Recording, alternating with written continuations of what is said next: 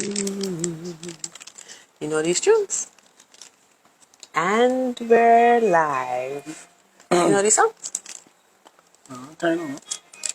I don't think I can hear it that bad. Because the last time you put anything, nobody can really hear it. But I should do my checks and balances, right? Just to make sure. So you can speak so I can check yours and mine at the same time. Hi, good night. Tonight's topic is I guess ways who treat their husbands like children or something like that. I think that's the topic for tonight. Yeah, wife will elaborate earlier. Elaborate more.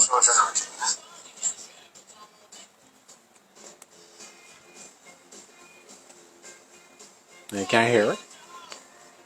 You can hear it, but not that bad. It's like good background music.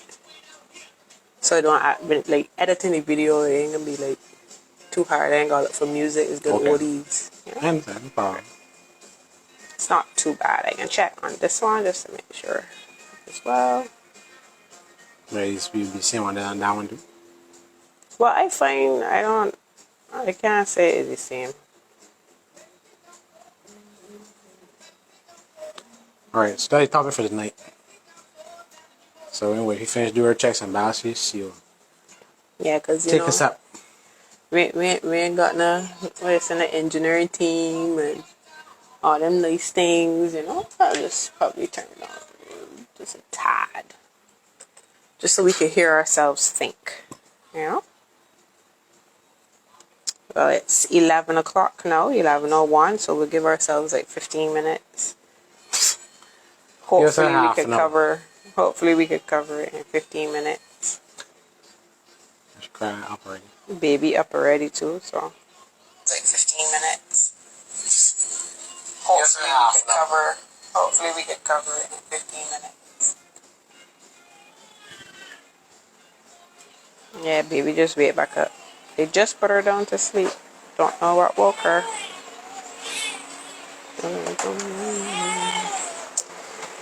Alright, so let me just jump into it. Well, hubby go and get day bite.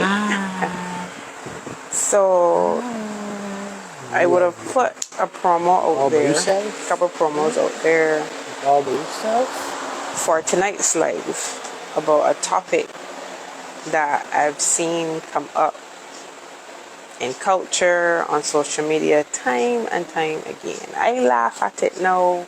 I'm sure that people probably put it as a joke or whatever the case might be, but it's something that must be addressed because while we're putting it as social media content, while we're seeing it in our feeds, and we may just look at it and go like, yo, that resonates with me, or I could identify with that scenario. I know people normally exaggerate it, but it's not an exaggeration. But the first video, if you would have seen it, it's of this very fed up woman who pretty much was asking her husband to do things, and he was literally on his phone the entire time that she was asking for his help to do stuff around the house, chores or whatever. And she was doing it with an attitude, when she asked him and he didn't respond the same time, she ended up doing it herself. So while I would have watched this many times on TikTok or Instagram, people doing this, and I mean many different couples acting out the same kind of scenario.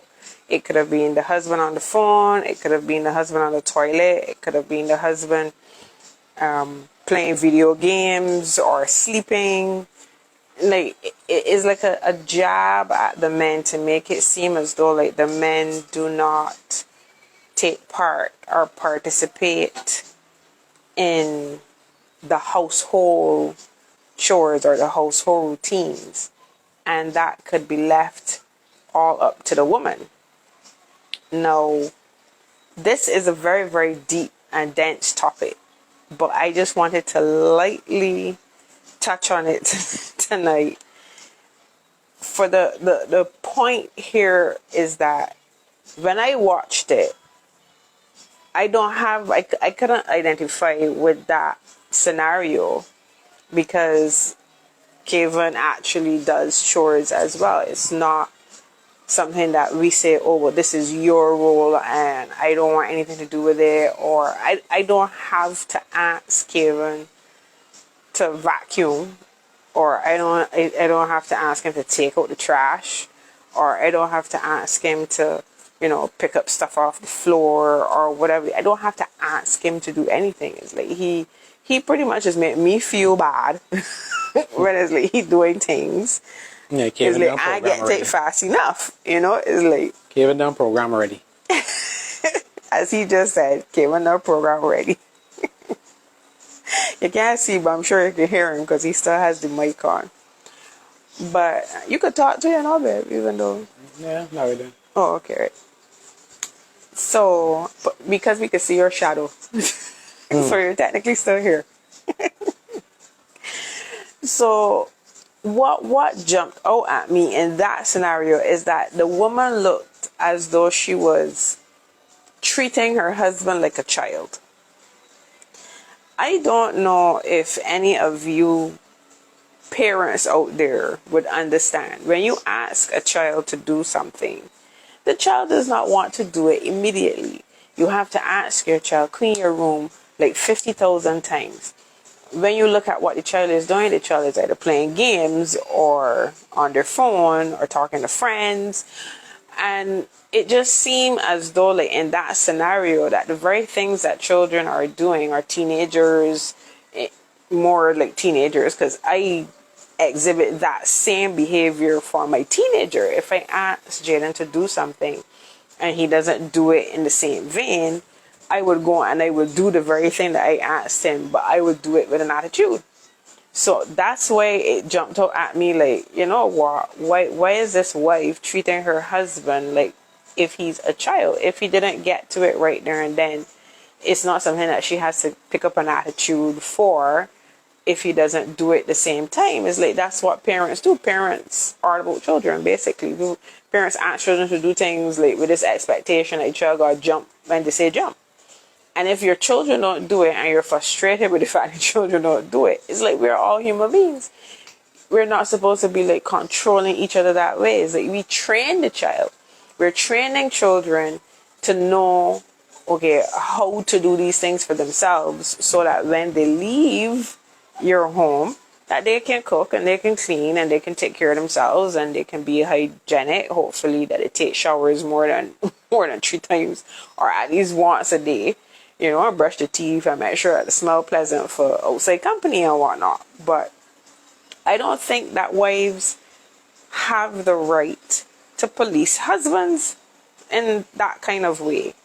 It's like, you want to do it in a loving way. You can ask, honey, is it possible that you can help me with this task? I have XYZ else to do, and I just want to get through these things on my to-do list in my head, or communicate that, or just let him know what your things are and ask him which one he wants to help with, or whatever the case might be. But don't be asking and then trying attitude at the man because it's a child behavior, The thing that can be lost when women treat men as though they are children or as though they are kids, what can be lost in your marriage is intimacy. When that man starts to feel as though you're treating him like a child, he doesn't want to come around you because he's not going to start viewing you like his mother. The same way how he didn't want to do things when his mother asked, he's going to behave the same very way to you, even though you carry a title called wife, because you're behaving like a mother to your very husband. And that's not kosher. That's not what we do here. That's not the role of a wife. No, if we are real with what our role as wives are, you gotta know your help meet. You're a helper. You see, I'm not feel, what was the word I looking for here? I want to say, You're not giving a sermon. right, I ain't getting a sermon, and I went to school for no theology nor nothing like that, and I ain't very religious, right? But if you look at this thing, it's like you are to come alongside your man. You were made for him to be a helper, a helpmeet suitable for him. So you got to be suitable for him. You come from he. As a woman come from man. So if woman come from man, you ain't met the man met you. So at the end of the day, take a child's place, or take a wife's place, right? And stop trying to usurp your husband or order about your husband as though he has to do what you say. It is your way or the highway. And there's this thing I can call out husbands for. I'm tired hearing happy wife, happy life, right? I'm tired hearing that because it seems like a cop-out on the men's part that somehow they're supposed to swallow what they're truly feeling or truly like experiencing within the marriage and just do whatever it takes to make the woman happy. And I'm like, if I tell he that I want my neighbor lawnmower and that gonna make me happy, will he go and teeth the lawnmower to bring it to me to make me happy? Right. Right. Making sense. So in a happy wife, happy life, the man has the role and responsibility to rein in the wife's desires, to make her know, well, hey, hon, that's the neighbor's lawnmower. I could buy you a lawnmower. You don't need the neighbor's lawnmower to make you happy, kind of thing. I'll get you your own or something like that. You ain't got to go on teeth to get nothing. But a lot of women out there like got this thing in their head that the man's supposed to bend over backwards to make you happy. That is also a lie. That's not reality in marriage. And this is why I think, like it is so important for all the marriage counselors and those people who are actually trying to teach and train men and women how to be within a marriage, that it is so important because we have so many misconceptions. We have so many like thoughts and assumptions about what men and women are supposed to do in a marriage, and we end up like really like giving the institution a very, very bad name, and we got all kind of rhetoric and thing out there on social media right now, right? And it ain't really making a sense. But have you got anything to weigh in, jumping here at any point? I can pause because I realized I was talking for 9 minutes straight. Right, they got a lot of misconceptions. I guess nobody ain't training you to, as a man, to be properly in a marriage.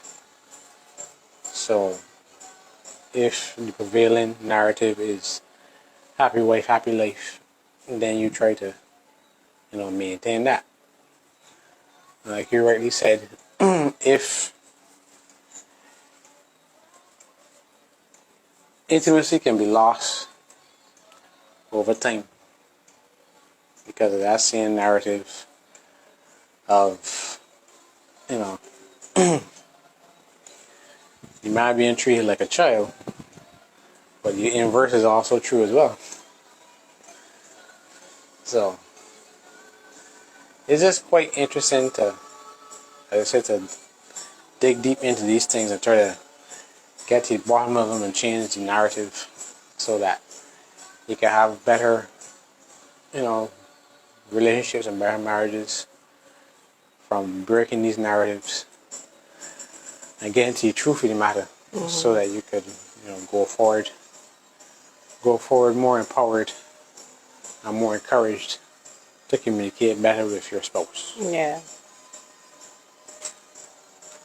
And that's where the work comes in. You have to be willing to put in the work because marriage takes work. There are so many different things we are supposed to be focused on in terms of enriching the marriage, enriching the relationship, because ultimately your marriage is the training ground or the lessons that your children will actually emulate to carry on the tradition of actually wanting to get married or wanting to have or engage in healthy relationships. If you don't have a healthy marriage portraying to your children, that's another ball game altogether. And I am also a walking testimony, and I could plug in here, for those who are new to the channel, who are new to the lives, who just recently subscribed and don't really know what this whole thing is about or why we're even here. Our testimony is one where I would have had unhealthy ideas or unhealthy assumptions of what being a wife would be. I did not have marriage exhibited for me. I didn't get to watch growing up as a child a husband and a wife in a home, and I being a product of that union. I pretty much came from a single parent home where it was my mother who raised me with her mother and her sister, and I grew up in that dynamic, 3 women in a house. And my grandmother's philosophy was never to bring a man home because she didn't want man-woman relationships in front of her daughters, because she didn't want any man to interfere with her daughters. Then my mother's narrative became the same, where she had her relationships outside the house. So therefore, I never got to see how these women were in relationships. I would hear a lot of, what they thought of men. I would hear a lot of, I would say, the struggles that they went through with abuse, physical abuse. Both my mother and my aunt suffered some severe physical abuse in their relationships, which I also witnessed. So I would have witnessed some unhealthy relationships growing up, So when I got married the first time, I came in not having a clue about what a healthy marriage should look like. And the very few that I was able to be exposed to because of my walk with Christ, it was like I didn't get enough of it. I was not immersed enough in those marriages, or I didn't get to be privy to, behind the curtain type things that you would get if you're living in a house with a mother and a father. I did not get to draw on those relationships enough to prepare me for marriage. So in my first marriage, I failed terribly. I had some awful assumptions about what a husband should do. And when I met this man, I didn't know what I really wanted in a spouse. I just wanted a man and some legal sex. I just wanted people to stop looking at me as this heathen. I wanted people to stop looking at me as this sinner. I always felt bad and dirty. You go around people and you just never felt valued or valuable. So I thought growing up that getting married would mean you get some value, you find a man, and this man would ultimately love you and cherish you until you die. And that's where I thought my value would have come from. And I honestly thought that people in society would have respected me more, or looked up to me more, or paid me more attention. Really and truly. It's like, you're married now, oh, you stop sinning, basically, you're not having sex with the lady thing and whatever, like things you would hear in culture all the time. But I realize a lot of the ideas that people got towards marriage are wrong too. What people expect or what people don't expect within marriages, they have no clue, which is probably why nobody could explain to me or tell me what was healthy and what wasn't healthy, because a lot of people don't know what is a healthy marriage, what it looks like.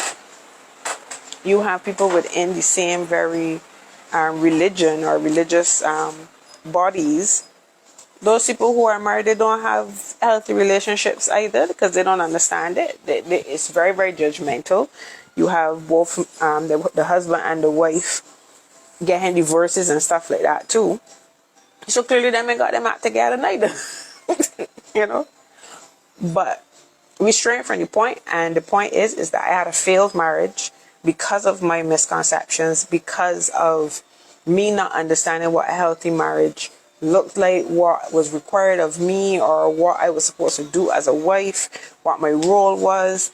A lot of things that I did not understand. And I do remember clearly that my ex-husband asked me, because he was actually able to view a marriage.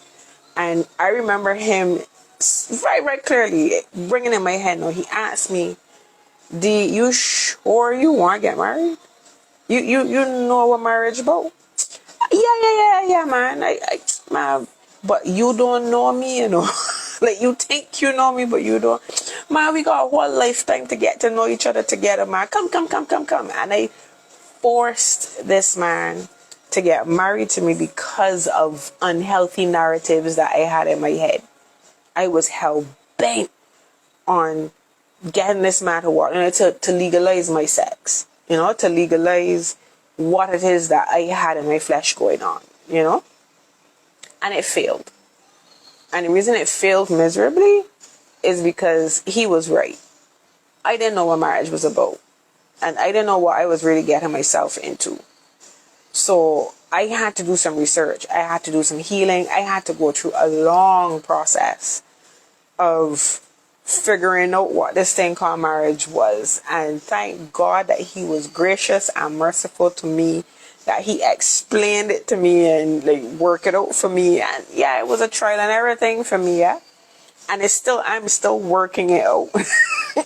Because when I met my husband, this one who's mine, right? When I met my husband, because the first one was not mine, but this one is mine.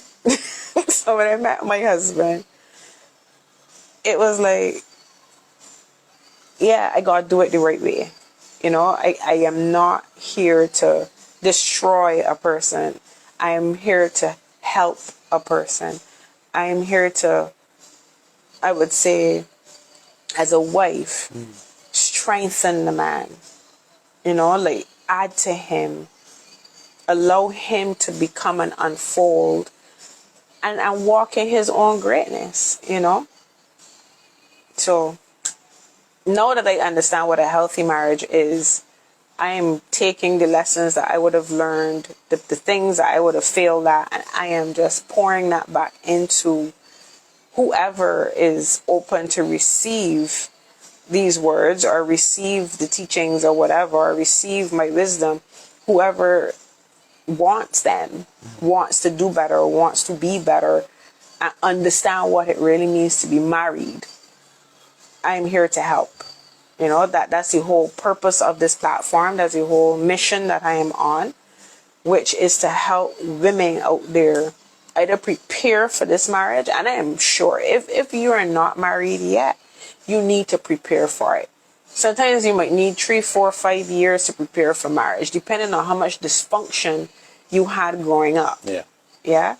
And for those who are already married, those women who are already married and got like all these bad, mental blocks or anchors from the past that they just can't get over, and you want some help, or you want a mentor, or you want somebody to just come alongside you and just, help you figure and unravel this stuff. Like, I'm there for you too, and we can get through this.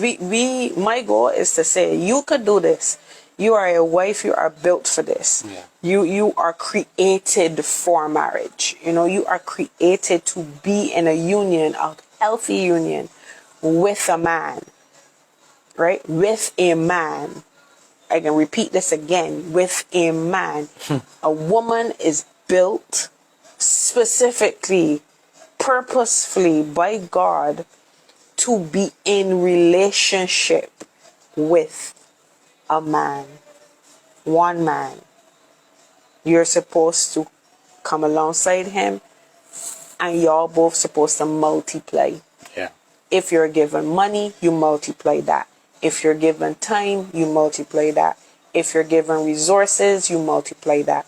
If you're given land, you multiply that. Whatever you are given in that union, you multiply it. Simple as that. Sure. That's the mandate. Yeah. So I think I'm gone over my 15 minutes. It's at 11:24 now.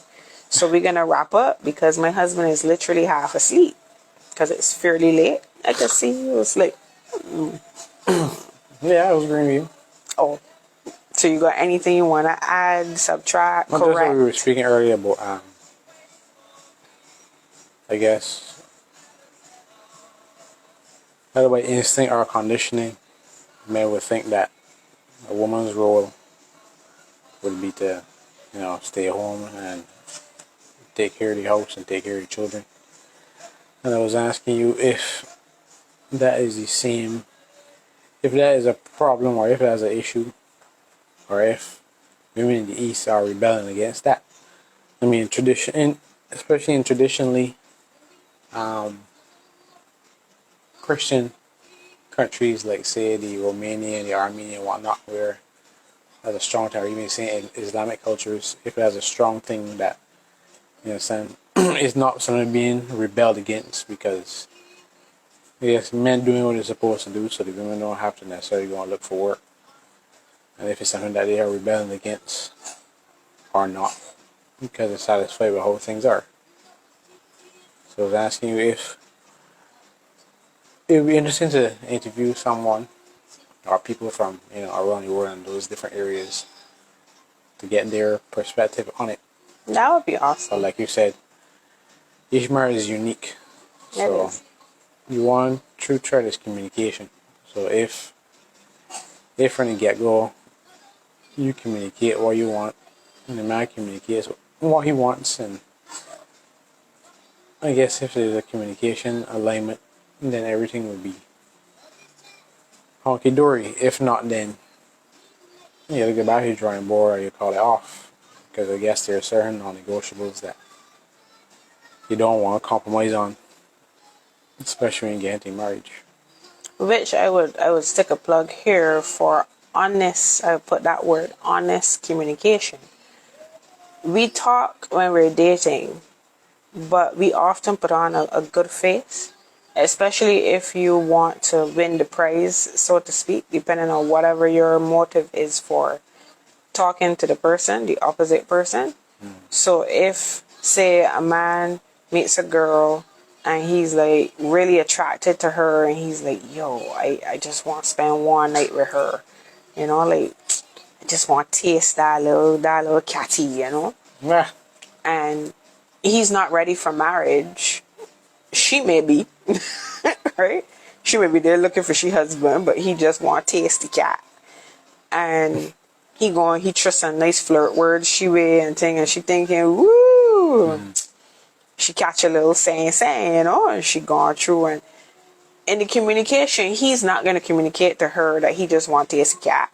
And she's not going to communicate to him that she ready for marriage. Yeah. Right? So no, so they're talking over a long period of time. Like, she's sweating a little bit. She ain't give it up on the first date. She ain't give it up on the second date. So he waiting, he time because he just want to taste that cat, And they get into this routine, where they're dating and they're getting to know each other, but it's not honest. He still didn't say he just waiting for the cat. And she still didn't say she want marriage. And they're saying dating for 6 months. Let me give it that longer time. 6 months. And hormones finally kicking on both ends. And then decide to go and sleep together. Right? And then he realized, well, shoot, she no real clingy. He get the taste. And he want S out because he time 6 months. So he get it and he gone. Because he ain't ready for marriage. She ready for marriage and she gonna be blowing up his phone. She no give up the cat, thinking that if I give up the cat, no, it can keep he longer. Cause he get the taste it, no, so it's like he can stay. Yeah. Cause she want the marriage. And boom, you got bare stress, bare problems. Heartbreak. Dear Christine, gonna get enough letters, It's true. But it's because there's no honest communication. Right? A man doesn't feel as though he can be 100% honest with a woman when he meets her and say to her, I'm not ready for that type of commitment, but I'm interested in you, or I would like to get to, be with you in that kind of way. Are you open for that? And let her decide. And if she says, well, I'm looking for marriage, or I'm interested, I'm at the stage in my life where I'm looking to date with the intention of being married, if that is honestly communicated up front, he could go and find another cat to go and taste, and she could go and find she husband someplace else. Yeah. And two people would not destroy each other in the process, because at the end of the day, it's like, when you go and you sleep with the person and you don't have the honest communication, you're going to get hurt. And hurt people just end up hurting people. Here, we hear this time and time again. Hurt people just hurt people. And when you hurt, you don't care who you hurt. You don't care who you yell at. You don't care who you cuss. It's like, are you hurting right now? Everybody around me gotta feel the pain that I'm feeling. Yep. So any man that come after he gonna feel some of that wrath, because you's a stinking dog. All men are stinking dogs, and I don't want that to do with the stinking dogs. Even though she want the marriage, she still gonna marry a stinking dog. The pool getting smaller, right? And the pool will get smaller. Yeah. But I just said the plug there is honest communication. Men and women need to be honest with each other and just say, look, I'm dating, I'm not dating. I want to get married, I don't want to get married. I want children, I don't want children. And stop playing games. You understand? At the end of the day, when you start to play all these different little foolish games, children just get hurt in the making. Yep. Because you go and you sleep with a person, the consequences of sex is children. Along with some STDs and, some other issues. But I'm just saying, when children are in the mix, you go and you get another woman pregnant. You plant your seed in another woman. Or in a woman. I mean, keep it one woman. You plant your seed in a woman. That child will suffer tremendously from your dishonest communication to this woman, and this woman to this man. There are women who deceive men just so that they can get what they want, and realize they know that the man ain't ready, because women got the gift of discernment. I hands don't know, women got this innate thing that God probably plant in them. Like how men, just natural influencers and leaders and whatever, and God put that in mind. I think there's this thing that God put naturally in women, that this thing that we call intuition. Yes, intuition. Right? A woman's intuition. You know if that man ready for something or not. You know if that man like you or not. Yeah. Yeah. So I would say I put a lot of the responsibility on women to stop eating their intuition and rebelling against themselves, and be honest with themselves and say, look, why am I afraid? I told Kevin point blank, I want to do this relationship God's way. When we were dating, I wanted to do this God's way. I did not want a repeat of any relationship that I've ever had in my life. And I wanted to be honest. And I had to step out in faith. I didn't know what his reaction would be. And doing this God's way meant no sex until we were married. True. That's what it meant. It meant I did not want to get my woo-ha or my cat or what, we have a pet name for it. But I did not want to get involved with him sexually and only sexually. He had to get to know me as a me, who I was, because I wanted to be married. I did not want, even though I was a divorcee, I did not want to stay unmarried. Right? My heart is that I wanted to be married, point blank. I realized after my failed marriage that I desired marriage. I desired a husband. Right? And the desire obviously came from God. And if God gave me that desire, I had to do it God's way. I had to contact the Creator and find out what to do. And the first thing he says, do it my way. Because I did the first one my way. I had to do it his way the second time around. So in asking Kevin, well, I shared to Kevin, I said, Kevin, if we gonna do this thing, no sweets, you know? And he waited. It was hard. I ain't gonna tell nobody out there that when you have to do anything God's way, that is going to be easy. It is not. So let me put in the disclaimer and warning signal right here now. Anytime that you're going against tradition, anytime you're going against culture, anytime you're going against family upbringing, yourself, others, whenever you're going up against something that is considered, like the norm, it will be hard. It will be difficult. You will have challenges. So you got to put some things in place for yourself to keep you strong. Exactly. When you're going to either you get a network, either you get accountability partners, either you get counselors. There's safety in a multitude of counsel here. There's safety there. I heard that from TikTok, right? Yeah, there's safety. So get yourself some people who are not yes people. People who can call you out. People who can say, look, let me strengthen you because you seem weak in this moment. And let me say to you, look, you could do this. Keep going. And give you advice on what to do and how to do it. It is going to be hard. You're fighting against yourself. Yeah. We don't like to deny ourselves anything. Trust me.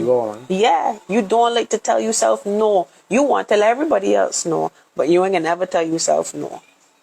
So you going up against yourself, your nature, your loins. And trust, it was hard. Because at the time we decided to do that too, we did living together. So it was like, you imagine, no sweets, and for economic purposes, we dwelling in the same apartment. Yeah. It's like, how this gonna work? I don't know, like, for him, I can't talk for him, but many nights I was like, dude, you sure you want to do this thing? Like, God's way? Yes, I have to do this thing God's way. But again, my husband waited. He waited. He did not pressure me.